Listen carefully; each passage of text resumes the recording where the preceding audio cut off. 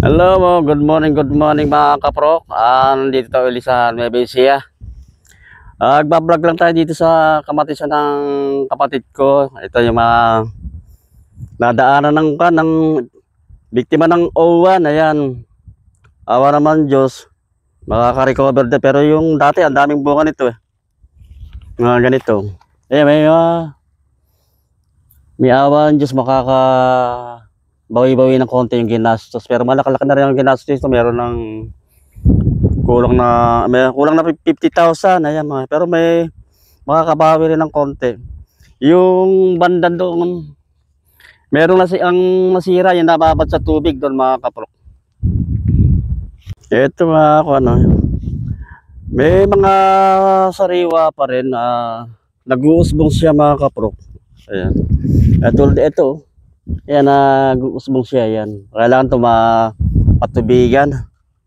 Patubigan ito. Mamaya mag-harvest dito. Ayan, marami pa rin bunga. Ayan, tara dito mga kaprok. Ayan, may hinog Dati ang lago nito noong unang video ko nito, malago ito mga kaprok. Kaya makaka-harvest pa. Ayan, yan ang talaga ang kalaban ng kalamidad. Ayan, hindi talaga maiwasan yung kanang kalamidad mga kaprok.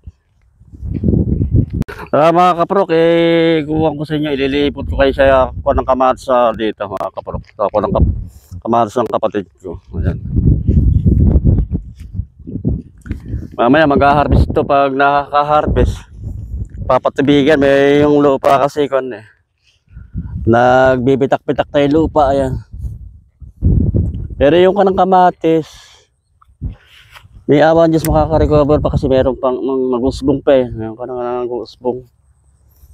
Ayan, lagyan ulit ng abono para sumariwa ulit yung kanang puno ng kamatis, mag-down, mag-usbong. Ang dami pa rin bunga pero yung unang mga bunga niya na nalagas buti ito. Yung sa ibang kamatis nila i-vlog ko rin na hindi naman na-epektuhan yung bunga niya. Wala siyang walang bitak, wala siyang damage yung bunga niya. Kung ikukumpara mo sa mga ibang kamatis dito, may mga nabulok, iba naitapon na lang.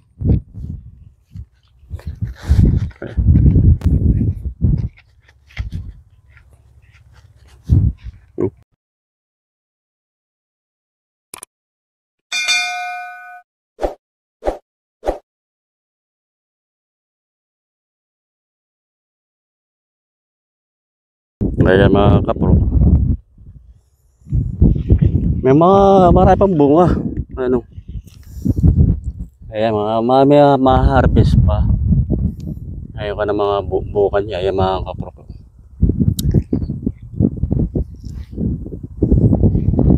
ayan dahil pa rin bunga pero kung hindi na bagyo, ayan, babing-babi yung kanang ginastos. Dinamo lang pero pag natanggal yung damo niyan makikita na yung mga kanang kamatis. Ayan, kasi yung damo rin nagiging kaagaw rin sa kanya sa abono. Pag nilagyan ng pataba, makakaagaw pa ng damo nakakaagaw pa ng kamatis yung damo. Maagawan ng sustansya ng damo yung kamatis. Ayan mo. Kaya pag napatubigan yan sa sariwa pa. Ayan, may awa pa ang Diyos na makabawi sa puno na ginastos. Ayan, hanggang doon dyan mga kaprok. May upo rin din yung kanyang kapatid ko, yung upo. Kung yun binahari nyo, pero yung tibay pala sa baha ng yung upo. Naka-recover yung upo, sumariwa din. Dumami rin mga bunga ng upo. Ayan mga kaprok. Dito lang yung sa banda doon, dulo yung kanang kamatis. Yun ang naepektuhan kasi nababad din sa tubig yun. Ito, may sila rito ginagamit na pag walang tubig sa kanang pantabangan dam, walang supply ng tubig. Ito ginagamit to yung kanang bomba. Kaya mga kaprok. Iniwid lang yung kanang makina eh. Kasi delikado baka mawala dito, walang bantay. Ayun ko ng kamatis mga kaprok, daming bunga oh. Ayan oh. Ukon din siya, ayan. Sanga na gusbong. Magkakaroon din ng bunga yan pag napatubigan yan. Sasariwa pa. Ayan mga kaprok. Daming bunga. Mahal pa rin yung kanang kamatis. Ayan. Daming bunga. Mapipitasan ito mamaya, ma-harvest. Dahil pang bunga. Ayan. Ang ganda yung kanang kamatis ng kapatid ko mga kaprok. Doon. May kwan sili no. Maahon to, di ba? Dahil bunga no. Kanang sili. Sili labuyo. May tanim din na ilang punong talong. Talong. Talong, ayan, may ilang puno. May bulaklak na.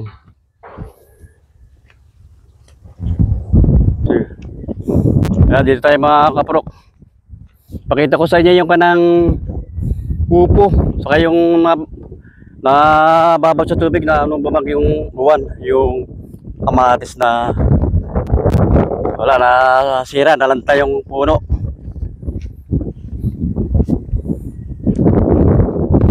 Ito medyo nababad din to, medyo mga kaprok ito. Mabaha ito yung naman nabaha eh. Kaya yung ilang puno yan nalanta. Kaya may mga bunga pa yung iba. Marami pa mapipitas ma-harvest yun. May mga bunga yun.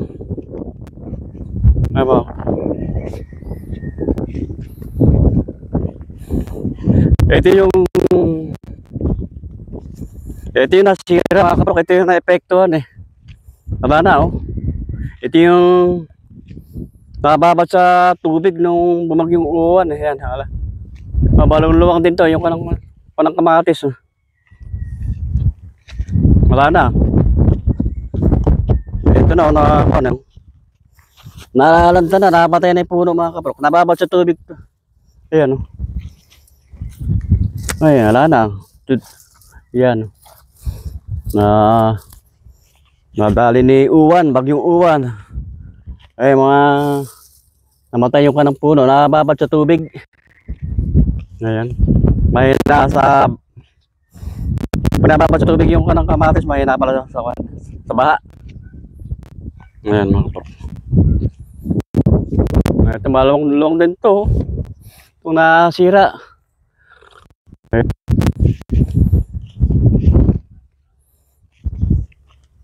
Ito yung upo nila mga kaprok. Sa kapatid ko rin yung upo niya. Ito na kuhan din ito eh. Binaharin to. Lumutang sa baha ito eh. Ito ang upo. Sumariwa pa. Matibay pala sa baha. Sa tubig itong upo mga kaprok. Ayan. Nagkaroon ng usbong. Nagkaroon ng sanga. Ang daming kuhan. Mga bunga oh. Nagbunga siya oh. Ayan. Ang tibay. Matibay sa baha. Upo. Ang dami niyang kanya ngayon. Daming bunga. Nagsumbong siya. Naka-recover. Ito makakabawi sa gastos. Mga kano. Bunga oh. Sumariwa. Tibay sa kan. Tibay sa baha. Ito oh mga kaprok oh. Ayan. Nagsanga pa siya. Nagsumbong siya. Ayan. Matibay yung upo. Ilang araw din to na babad sa tubig nung bumagyong uwan. Ayan mga kaprok.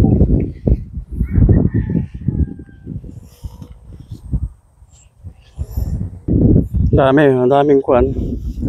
Ang dami niyang bunga ngayon. Ito, may mga kanang bunga na, kanang upo. Sumariwa pa yung kanya. Hindi siya ganong na-epekto ng bagyo, yung upo. Tibay pala sa mukha, no? Ay mga kanang bagong bunga niya. Bago bumagyo, na harvest ito, napitasan ng kan. Siset ng bundle ng kanang upo, mga kaprok. Sana tumaas yung presyo, ayan, para naman makabawi yung mga kapatid ko, ayan, mga kaprok. Ayan, talaga ang kanang farmers, ang kalaban lang talaga pagtatanim ng halaman. Pag may ko ng kalamidad na dumating, ayan.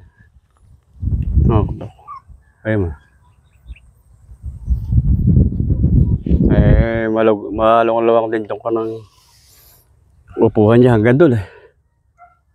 Nag-harvest na ulit ng kamatis, ayan, mga kaprok.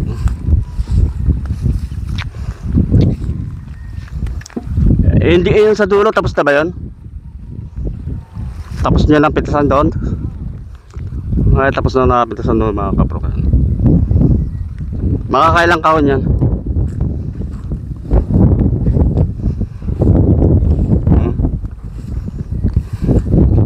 Okay, may pitas tayo. Kamatis, oh. Ayun, oh. Dami yan, oh. Pitasan natin, mga kaprok. Eh, mga ganito, pwede mga ganito. Ganitong hinog.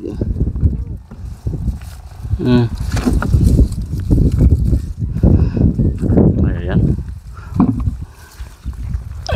Maniba. Maniba. Matis.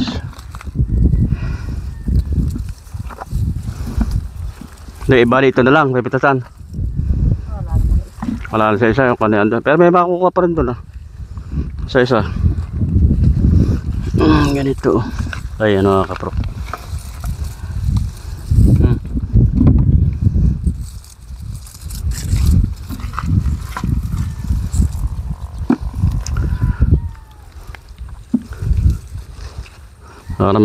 Para makapitas pa ulit sa susunod. Magkano ba kilo ngayon?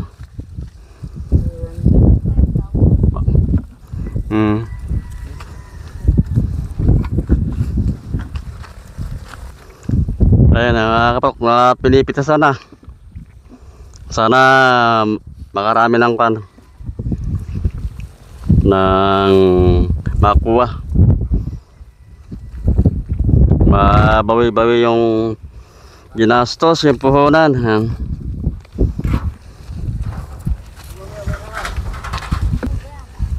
Tiba ng kubo yan doon? Yan? Hinila lang namin.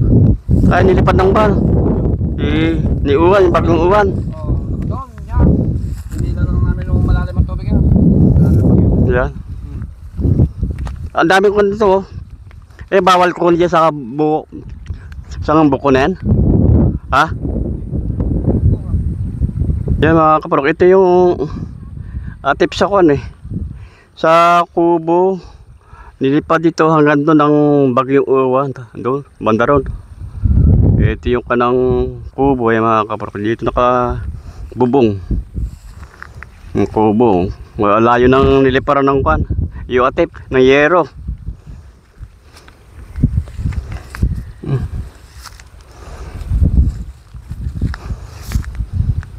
Para lumaki bunga.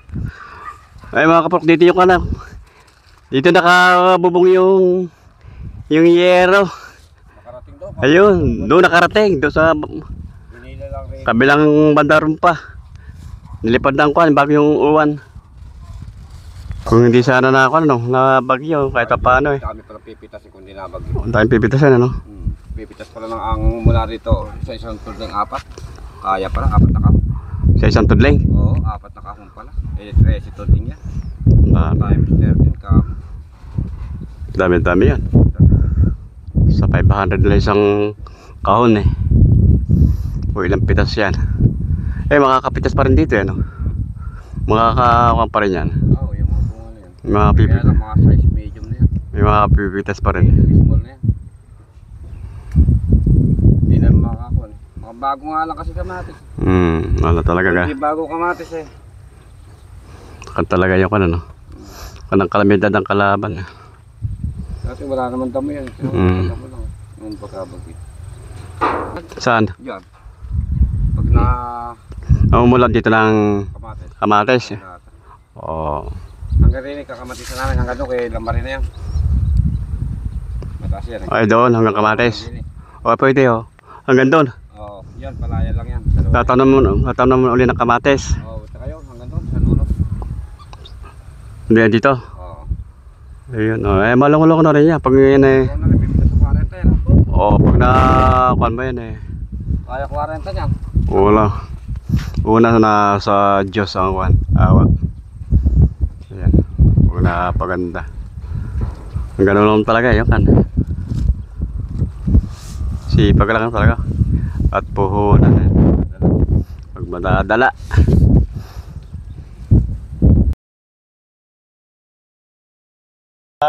Luwang-luwang din itong may talim ng upuhan. Ito makapurkan ko ng upo yan.